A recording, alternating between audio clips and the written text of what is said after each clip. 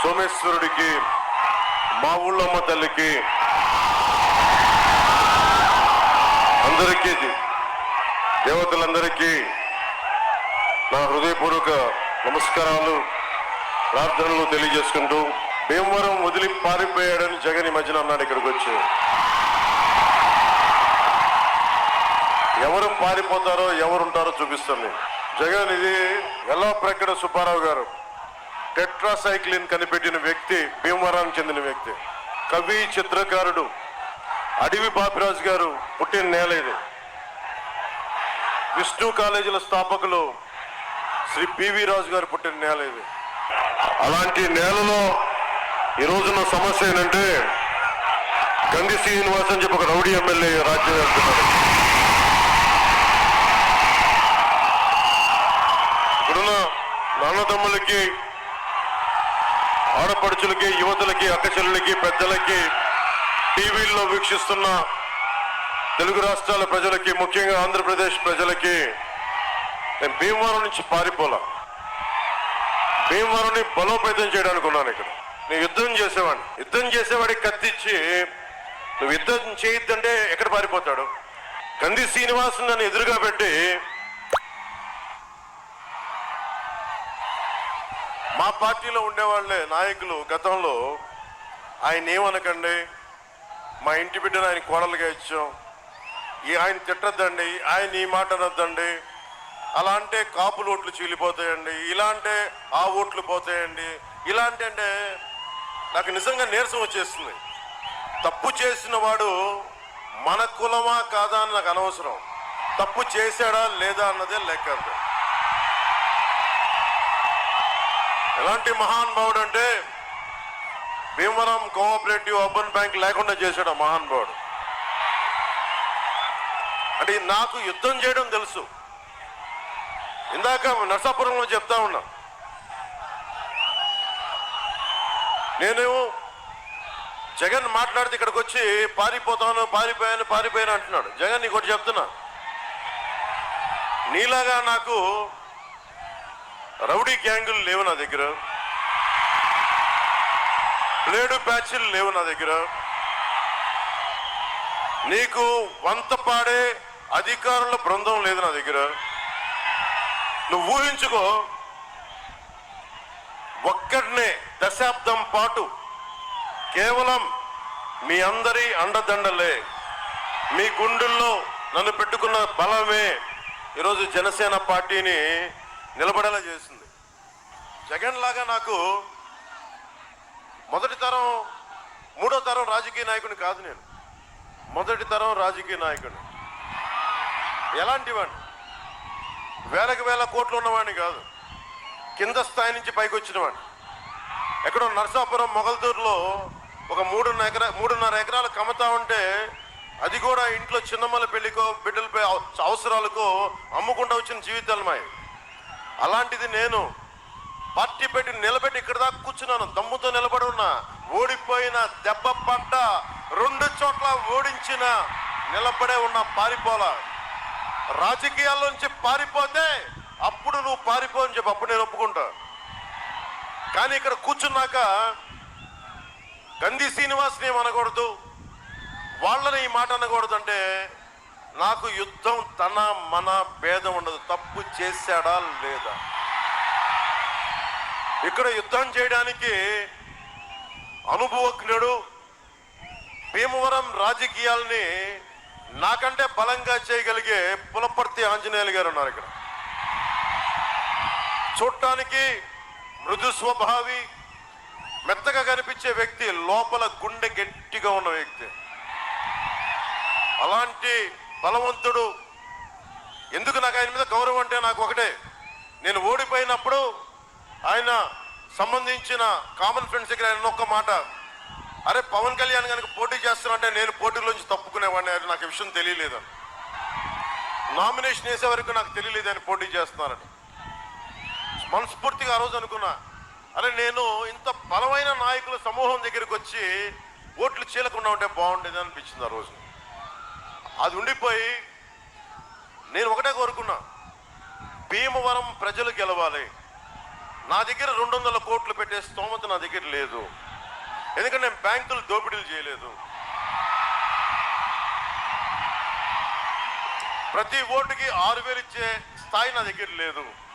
ఓట్లు కొనే సత్తా లేదు నా దగ్గర.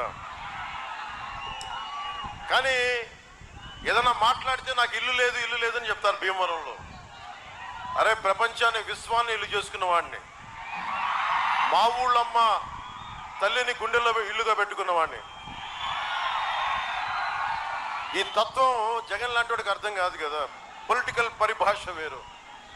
ఒకటే అనుకున్నా, నేను స్థలం తీసుకుందాం 2 ఎకరాలు ఇవ్వండి అంటే పాపం ఎవరో ఇవ్వడానికి నా దగ్గరికి వస్తే ఒకటే మాట అన్నాడు మన గంధి శ్రీను, నువ్వు పవన్ కళ్యాణ్ కనుక భీమవరంలో స్థలం ఇస్తే నేను మిమ్మల్ని 30 తిప్పలు పెట్టేస్తానంటే భయపడి సైన్ చేయబోయి నాకు పంపించి నాకు అమ్మలేదు స్థలం.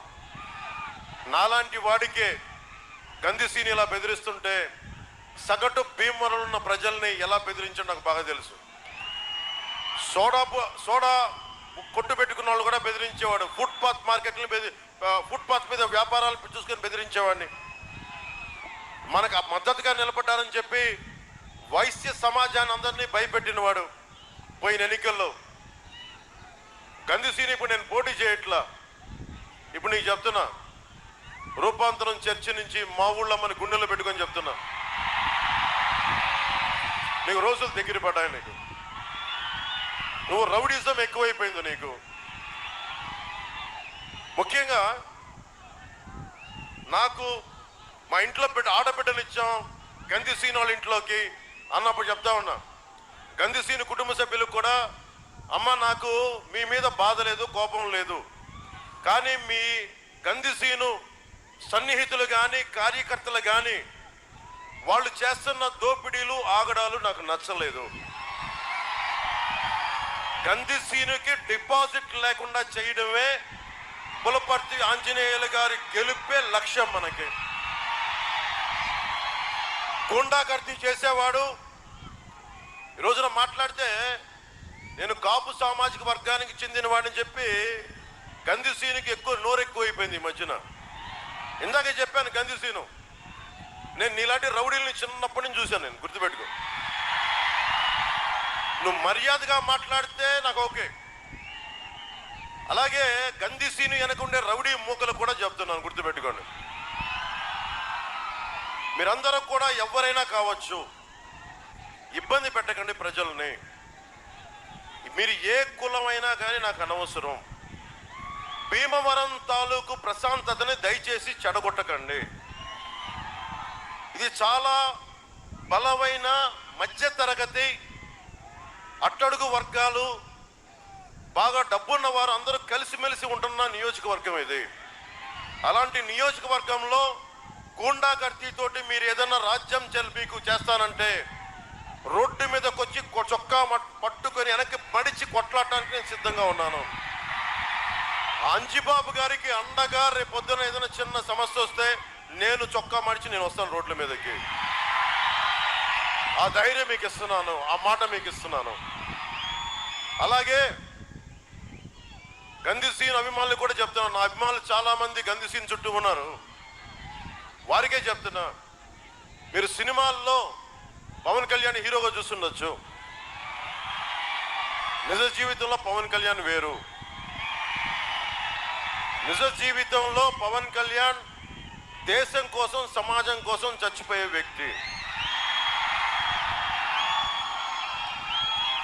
ఇందాక నరసపురం సభలో ప్రతి సభలో చెప్తా ఉంటాను, నేను గత పాలిటిక్స్లోకి రావాలి అని నిర్ణయించుకున్న రోజు నుంచి ఈ రోజు దాకా, నేను చనిపోయేదాకా రోజుకి 24 గంటలు బతికితే సంతోషం అనుకుంటాను. ఎందుకు చెప్తున్నా, మీలాంటి భవిష్యత్తు, మీ బిడ్డల భవిష్యత్తుకు బాగుండాలంటే తెగించేవాడు ఒకడు కావాలి.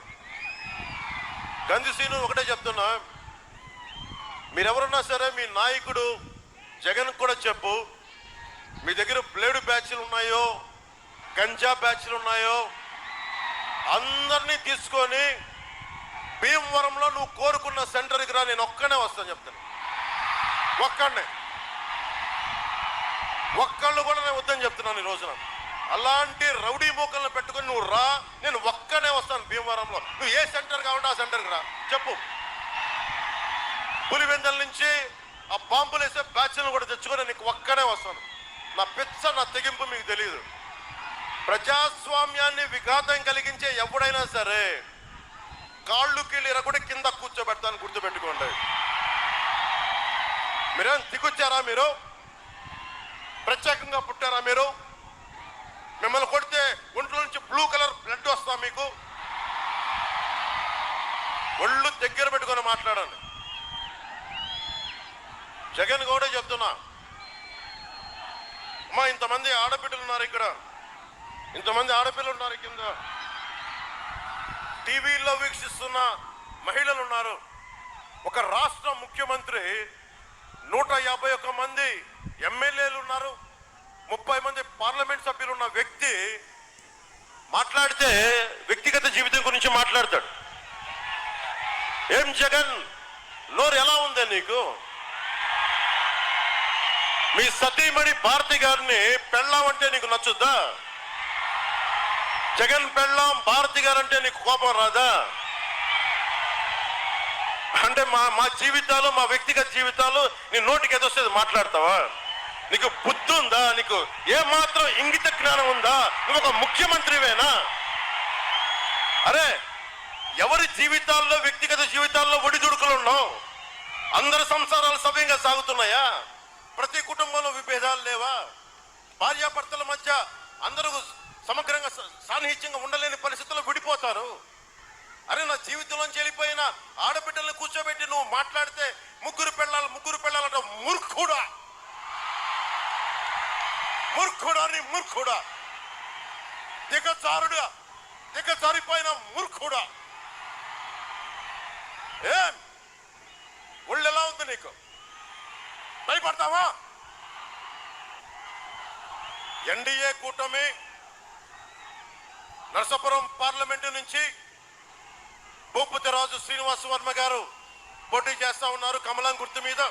జనసేన, టీడీపీ, బీజేపీ కూటమి లక్ష్యం సంక్షేమంతో పాటు అభివృద్ధి లక్ష్యంగా కూటమి పనిచేస్తుంది.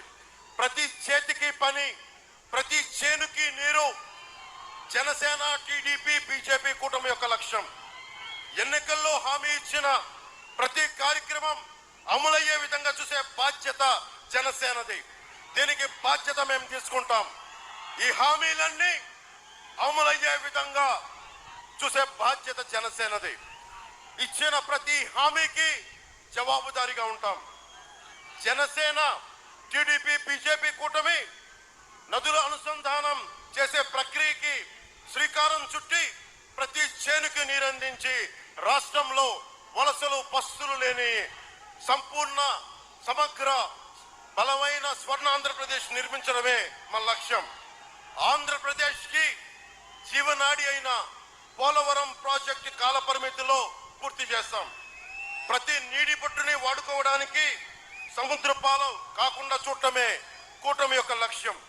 ముఖ్యంగా యువతకి స్కిల్ డెవలప్మెంట్ శిక్షణ ఇచ్చి వారి కాళ్ల మీద వారు నిలబడేటట్లు చేయడం, తద్వారా ప్రతి చేతికి పని కల్పించడమే కూటమి యొక్క లక్ష్యం.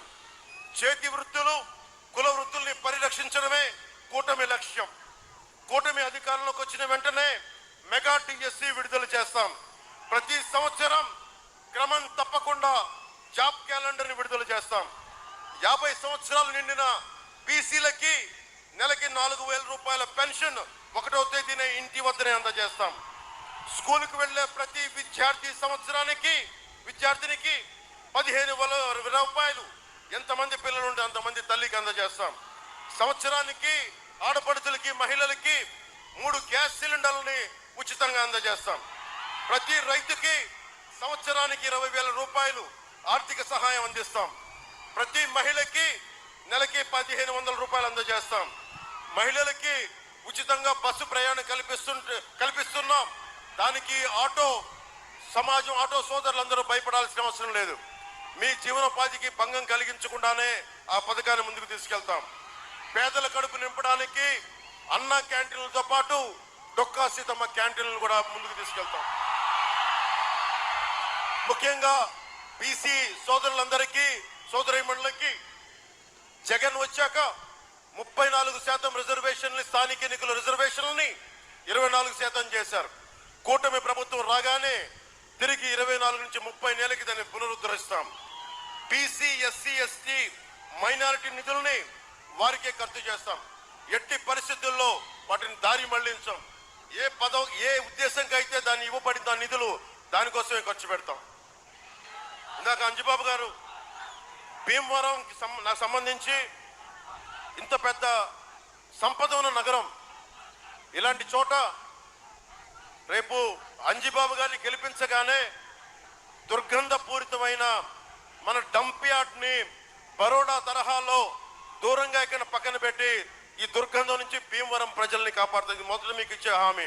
అలాగే అవసరమైన రింగ్ రోడ్డు కానీ, బ్రిడ్జిలు కానీ, రోడ్లు కానీ, మన వీరవాసరం మండలానికి సంబంధించిన సాగునీరు అవసరాలు, మనకి తాగునీరు అవసరాలు కానీ ఒక సరైన కాల పరిమితిలో దాన్ని పూర్తి చేసే బాధ్యత మనం తీసుకుంటాం. వైసీపీ నాయకులు వస్తే ఒకటే చెప్పండి, భీమవరంలో నేను పోటీ చేస్తున్నా 2019లో అని చెప్పి వీరవాసరం తాగునీటి కష్టాలను తీర్చేస్తామన్నాడు. ఒక్క వాటర్ ట్యాంక్ కట్టలేదు. ఇదే భీమవరంలో టిట్కో ఇల్లులకి 3 లక్షలు ఎందుకు కట్టాలి, ప్లాట్స్ కి ఫ్రీగా ఇస్తామన్నాడు. ఒక్క ప్లాట్ ఇవ్వలేదు. యలమందూరులో ఎఫ్లూయెంట్ ప్లాంట్ కట్టిస్తానని చెప్పాడు, అది చేయలేదు. రింగ్ రోడ్ అన్నారు ఇందాక అంజిబాబు గారు చెప్పినట్టుగా, అది చేయలేదు. డంపింగ్ యార్డ్ అని చెప్పాడు, అది చేయలేదు. ఆక్వా యూనివర్సిటీ అన్నాడు, అది చేయలేదు. నిరుద్యోగ యువతకి కారు కావాల్సి వస్తే కారు, ఏది కావాల్సి సబ్సిడీలో ఇస్తా అని చెప్పి భీమవరంలో హామీ ఇచ్చాడు.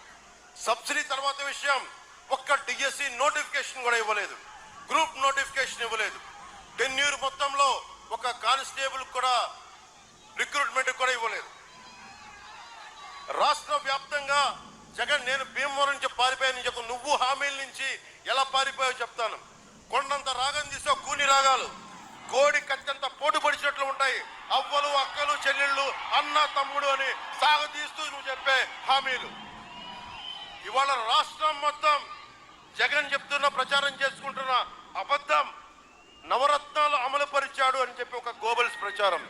ఇది కన్వీనియంట్ గా ప్రచారం చేసి నిజంగా నువ్వు చేసిన హామీలే నిజంగా నెరవేరిస్తే ఈ రోజున కూటమి ప్రభుత్వం స్థాపించదు. ఖచ్చితంగా నువ్వే స్థాపించదు. కాకపోతే నువ్వేమీ చేయలేదు కాబట్టి మేము అత్యధిక మెజారిటీ తోటి మేము స్థానాలు గెలిచి జనసేన టీడీపీ కూటమి ప్రభుత్వాన్ని ఈ ఎన్నికల్లో స్థాపిస్తున్నాం.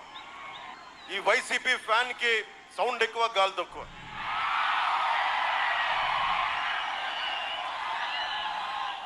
కరెంటు బిల్లులు, ఇల్లు ఉంది, కరెంటు బిల్లు ఎక్కువ ఏదో కారణం చెప్పి కొన్ని లక్షల మందికి పెన్షన్ తీసేశాడు.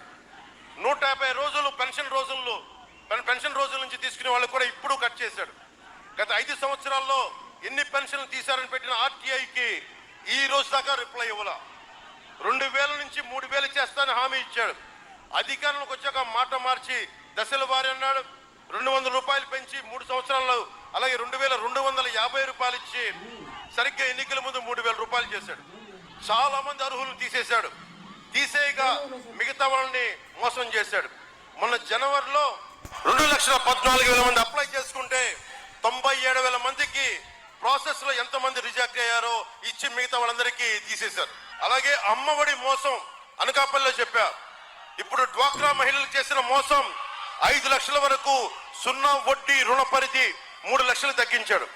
వడ్డీ కొన్ని నెలలు కట్టేశా కానీ జగన్ వడ్డీతో వసూలు చేస్తున్న మోసం వాళ్ళకి అర్థం కాల. ఎప్పుడు డిఫాల్ట్ కానీ సెల్ఫ్ సస్టైనబుల్ వ్యవస్థలను ఎక్కడైనా పెంచుతారు కానీ జగన్ డ్వాక్రా సంఘాలను నలిపేస్తా ఉన్నాడు. 30 సంవత్సరాల నుండి వివిధ ప్రభుత్వాలు గృహ నిర్మాణాల కోసం అత్యంత పేదలకు రుణమిచ్చి కట్టించుకోకుండా వదిలేసిన మొత్తాన్ని ఓటీఎస్ పేరుతో మహిళల్ని పొదుపు ఖాతాలోంచి బలవంతంగా లాగేశారు. మహిళలకు మహిళా మిత్ర, పశుమిత్ర, భీమమిత్రగా పనిచేస్తున్న మహిళల గుణం కోసం ఉన్నతి అనే పథకాన్ని మొత్తం తీసేశారు. కొత్త లోన్ ఒకటి ఇవ్వలేదు. రాష్ట్రం మొత్తం మీద గత ప్రభుత్వం మొదలుపెట్టిన స్కిల్ సెంటర్స్ అన్ని మూసేశారు. కేంద్ర ప్రభుత్వం మొదలుపెట్టిన నరేంద్ర మోదీ గారి నాయకత్వంలో మొదలుపెట్టిన దీన్ దయాళ్ ఉపాధ్యాయ గ్రామీణ కౌశల్ యోజన ద్వారా వచ్చే నిధులన్నీ ఖర్చు అయిపోయినట్టు చూపించారు. కానీ ఈ పథకం కింద కేంద్ర ప్రభుత్వం ప్రతి విద్యార్థికి 30,000 రూపాయల నుంచి 40,000 రూపాయలు అలాట్ చేస్తుంది. కానీ అది ఎటులిపోయినా ఈ రోజు దాకా లెక్కలు చూపించలేదు. తెలంగాణలో ఇదే కేంద్ర ప్రభుత్వం ద్వారా 5.76 లక్షల మంది ఉపాధి పొందారు, లెక్కలు విడుదల చేశారు. కానీ ఆంధ్రప్రదేశ్కి వచ్చేటప్పటికి ఒక్క లెక్క విడుదల చేయలేదు. ముఖ్యంగా స్కిల్ డెవలప్మెంట్కి సంబంధించి నైపుణ్య వికాసం ప్రాజెక్టులో పనిచేసిన 850 మంది ట్రైనర్స్కి ఈ ప్రభుత్వం వచ్చాక 2 సంవత్సరం పాటు జీతం మానేసి కోవిడ్లో టర్మినేట్ చేశారు. వాళ్ళ జీతాల కోసం ఈరోజు చిరంజీవి గారిని పిచ్చి కూతలు కోసిన సజ్జల రామకృష్ణారెడ్డి గారి ఆఫీసు ముందు హత్యాయత్నం చేశారు, ఆత్మహత్యాయత్నం చేశారు. ఈ జీతాలు ఎవరికి డివైడ్ చేశారు? సజ్జల గారికి, వైవి సుబ్బారెడ్డి గారికి, వారి అనుంగ మొత్తం పార్ట్నర్స్ అందరికీ, స్టాఫ్కి మొత్తం జీతాలు నైపుణ్య అభివృద్ధి మీకు రావాల్సిన నిధుల నుంచే వాళ్ళకి ఇస్తా ఉన్నారు. స్కిల్ డెవలప్మెంట్ 5 సంవత్సరాల తర్వాత పని లేదని ముందే నిర్ణయం చేసినట్టున్నారు వీళ్ళంతా. మన రాష్ట్రంలో ప్రతి సంవత్సరం 130,000 మంది విద్యార్థులు డిగ్రీ ఇంజనీరింగ్ పూర్తి చేస్తున్నారు. దాంట్లో 30% కంటే కూడా తక్కువ మంది క్యాంపస్ ఉద్యోగాలకు వెళ్తా ఉన్నారు. మిగతా 70 మందికి ఉపాధి అవకాశాలు చూపించాల్సిన అవసరం ఉంది. ఇలాంటి పరిస్థితుల్లో మీకు కావాల్సింది మాటలు చెప్పేవాళ్ళు కాదు, నేను మీకు మాటిస్తున్నా. దశాబ్దం నుంచి ఒంటరి యుద్ధం చేస్తున్నా. ఇదే భీమవరంలో నేను ఓడిపోయినా వచ్చి మళ్ళీ అదే ధైర్యంగా చెప్తున్నాను, నేను రాజకీయాల నుంచి పారిపోతే పార్టీ పెట్టేవాడినే కాదు. ఇందాక చెప్పినట్టుగా జగన్కి పులివెందులు ఉంది.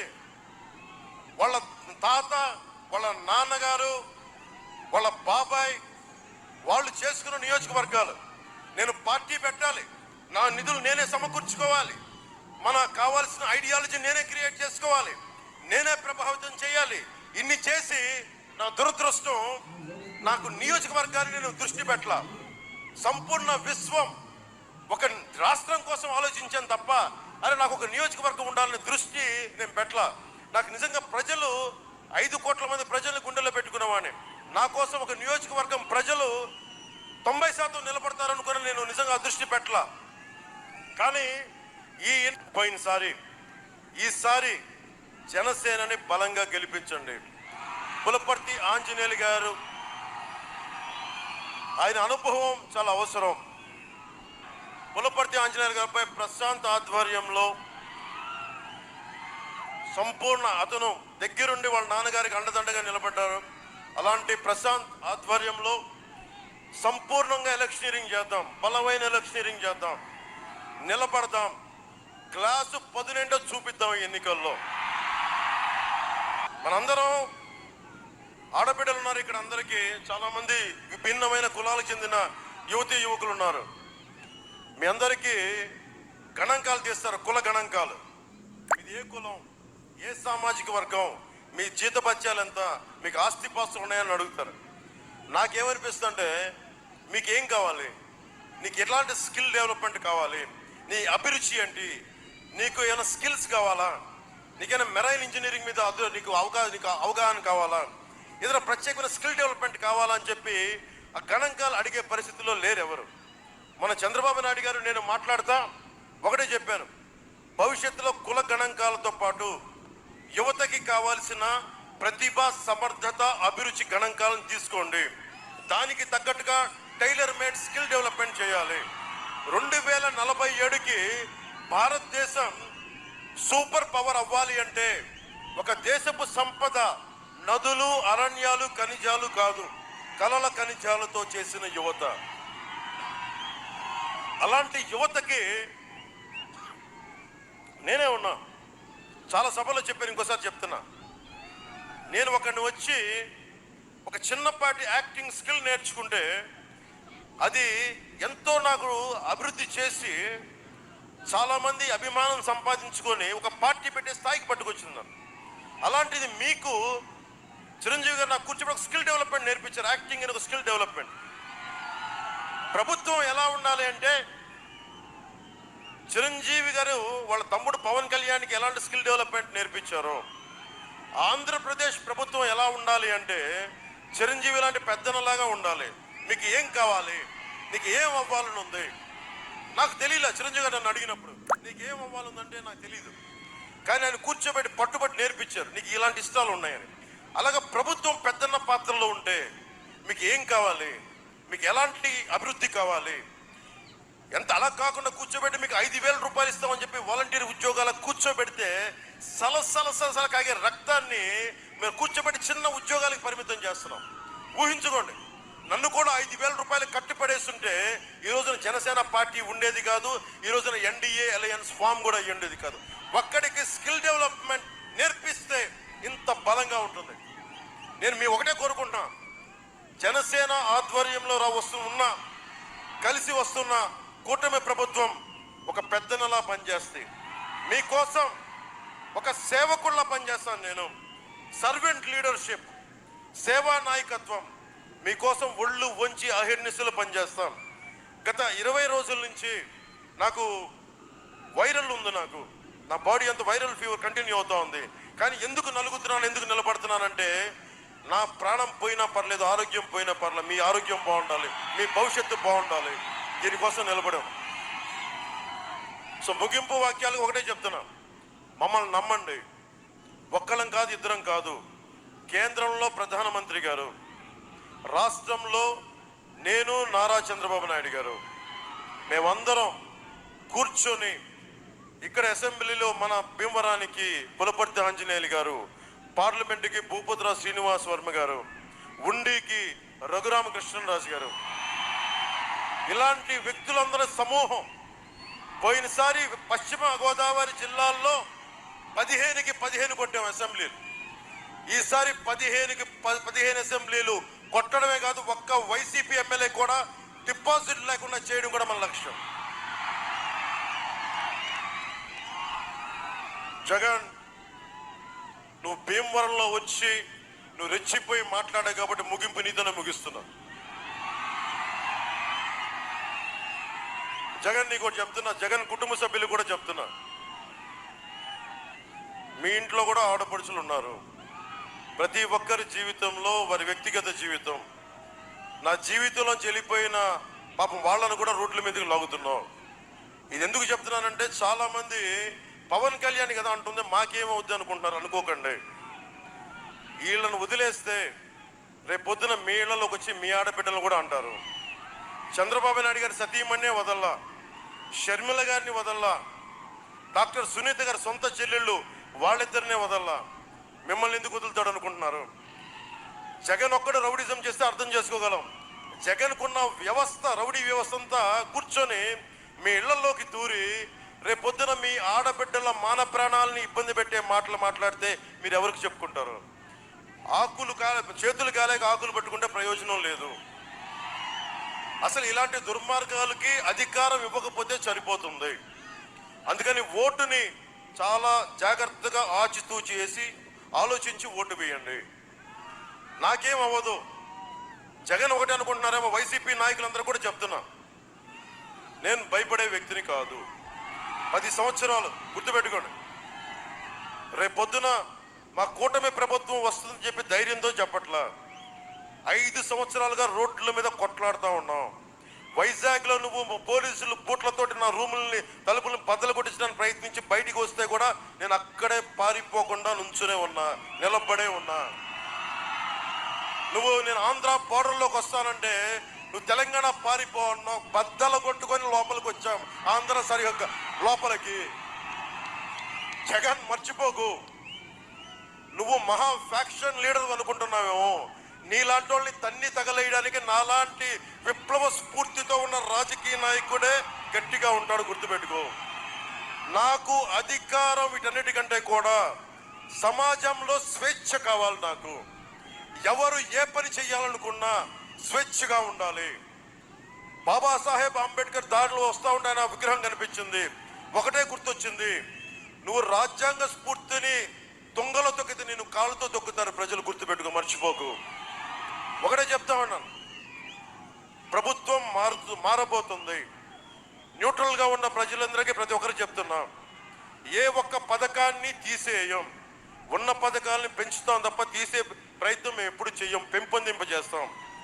ముఖ్యంగా యువతకు ఉపాధి అవకాశాలు, ఆడబిడ్డలకి ఎంటర్ప్రెన్యూర్షిప్తో పాటు భద్రత, మనకి ఉద్యోగులకి ఆ సిపిఎస్ నేను మాటిస్తున్నాను. ఈ రోజున ఒక ప్రభుత్వ ఉద్యోగ కొడుకుగా చెప్తున్నా, నేను కాంట్రిబ్యూటరీ పెన్షన్ స్కీమ్ మీద రేపు పరిష్కారం తీసుకొస్తాను. అలాగే కాంట్రాక్టు మనకి ఉద్యోగస్తులకి, టెంపరీ ఉద్యోగస్తులకు కూడా నేను మీకు పరిష్కార మార్గం మేము వెతుకుతాం. మనస్ఫూర్తిగా ప్రతి సమస్యకి బూతులు తిట్టేలే కాకుండా బాధ్యతతో కూడిన రాజకీయం 2024 జూన్ నుంచి మొదలవుద్ది. దానికి మీరందరూ సంసిద్ధంగా ఉండండి. మనస్ఫూర్తిగా కూటమిని గెలిపించడానికి మనస్ఫూర్తిగా మీద తెలియజేసుకుంటూ, జగన్ ఇంకొక డేంజర్ ఉంది, గుర్తుపెట్టుకోండి. రేపు పొద్దున్న మీ ఆస్తి పత్రాలు ఫస్ట్ మొదట ఏం చేశాడు, ఆంధ్రప్రదేశ్ రాజముద్ర ఉంటుంది మన ఆస్తులు పత్రాల మీద, జగన్ బొమ్మ వచ్చింది, దాన్ని డిజిటలైజ్ చేసేస్తున్నాడు. అంటే రేపు పొద్దున మన ఆస్తుల్ని అతను వస్తే తాకట్టు పెట్టేస్తాడు, గుర్తుపెట్టుకోండి. జగన్ డేంజర్ మీరు ఒకటే గుర్తుపెట్టుకోండి. జగన్ మద్దతుదారులు కూడా చెప్తున్నా, మీ ఆస్తి పత్రాలు అతన్ని కనుక గెలిపిస్తే మీ ఆస్తి పత్రాలు జగన్ చేతిలో ఉంటాయి. అన్నీ డిజిటలైజ్ చేసేసాడు, మీ ఆస్తుల్ని దోచేస్తాడు.